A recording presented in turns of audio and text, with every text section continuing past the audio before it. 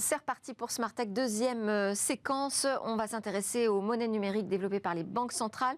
Sont restés avec moi en plateau pour cette deuxième partie Nicolas Delatte, cofondateur Celsense Analytics, Véronique Ventos, cofondatrice chef de la recherche Noucaille et Jean-Gabriel Ganassia, professeur à la faculté des sciences Sorbonne Université. Trois experts en intelligence artificielle. Je vous propose d'ouvrir les écoutilles pour parler des monnaies numériques des banques centrales. On va voir où on en est, mais peut-être d'abord, Hervé, un point sur de quoi on parle quand on parle de monnaie numérique. Oui, bonjour Delphine et bonjour à tous. Donc, en fait, depuis l'avènement de la carte à puce, des cartes de crédit, puis plus récemment du paiement via mobile, en fait, les populations, les citoyens se sont habitués à payer électroniquement, c'est-à-dire sans utiliser d'espèces.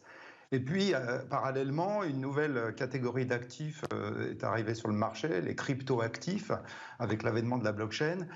Il y en a aujourd'hui des milliers, et les deux plus connus, le Bitcoin et l'Ethereum, sont détenus par des centaines de millions de personnes, voire des sociétés dans le monde, et ont même été utilisés dans certains cas pour faire de l'achat de biens, que ce soit sur le Web3, le métavers ou dans des jeux, mais aussi dans des biens physiques. On a vu Tesla à un moment donné qui avait vendu des Tesla contre des Bitcoins.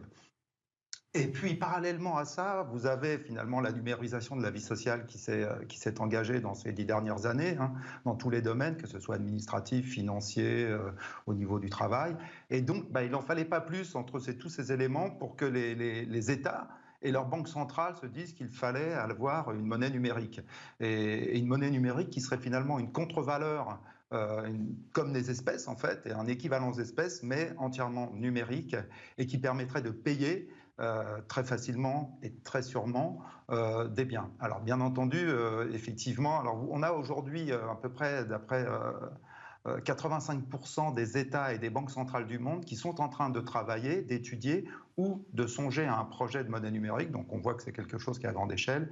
Et les trois plus grands, que ce soit le dollar, l'euro ou le yuan, sont effectivement dans des processus de monnaie numérique. Et pourquoi est-ce qu'on aurait besoin de monnaie numérique comme l'euro numérique ? Alors là, effectivement, au dire des banques centrales, c'est pour répondre à une demande croissante de moyens de paiement numériques, appuyée, alors pour le compte, sur la stabilité des systèmes monétaires existants. Alors c'est clair que, bon, je ne sais pas si cette demande vient des citoyens, parce qu'aujourd'hui, on a déjà tout un tas de moyens de paiement, et les gens sont habitués, c'est simple, on paye par mobile, on paye sans contact, mais voilà, ils disent que c'est un besoin. Et je pense, pour ma part, peut-être qu'il y a plus un enjeu de souveraineté derrière, puisqu'aujourd'hui, typiquement, on a des systèmes de paiement électronique, certes, mais qui sont majoritairement d'origine américaine, Mastercard, Visa, American Express. Et donc, c'est aussi se donner les moyens d'avoir une souveraineté en termes de système de paiement électronique. Et donc voilà. Encore une fois, ici, le consommateur, je ne sais pas s'il a réellement une demande, mais c'est surtout, je pense, un enjeu de souveraineté. Oui, c'est un peu la question que j'avais posée dans un talk d'ailleurs. À quoi ça va nous servir concrètement ?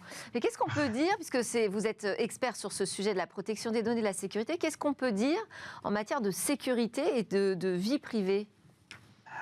Pas grand-chose pour l'instant. En fait, les banques centrales, elles promettent un très haut niveau de sécurité parce qu'elles s'appuieraient effectivement, et c'est là où la blockchain et les cryptoactifs ont joué un rôle, c'est-à-dire qu'elles ont bien vu que c'était des systèmes qui étaient très sécurisés.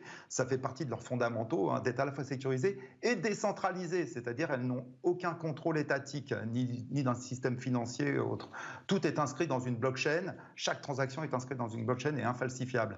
Alors ils disent qu'ils vont s'appuyer sur ces mécanismes, donc ça sera très sécurisé. Après, en ce qui concerne la vie privée, ils disent aussi qu'ils ne vont pas conserver les données, que ce n'est pas leur intérêt, que c'est un État justement, que ce ne sont pas des sociétés privées.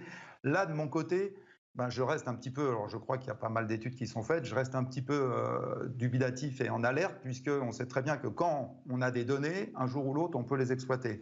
Donc la question sera réellement de savoir quelles sont les données qui vont être collectées et par qui, que ce soit la BCE ou des banques ou des États, voilà, puisque ça sera quelque chose d'étatique, ça ne sera pas une société privée.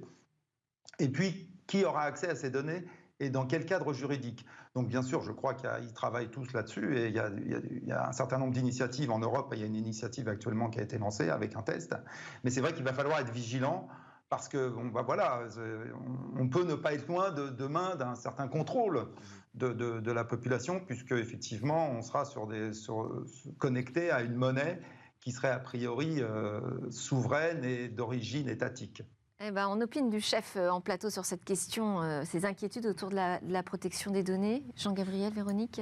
Ce qu'on peut craindre, c'est qu'il y ait un traçage total de toutes les transactions. Ouais. Mais il faut bien insister sur le fait que la numérisation, ça reste des monnaies fiduciaires classiques, ça reste de l'euro classique, mais ce ne sont pas des crypto-monnaies. Mais bien sûr, ce qu'ils promettent, d'après ce qui est dit, et ça il faudra regarder dans le détail, c'est utiliser les techniques de la blockchain pour essayer de ne pas tracer. Est-ce qu'ils vont y arriver ou pas? Je ne sais pas.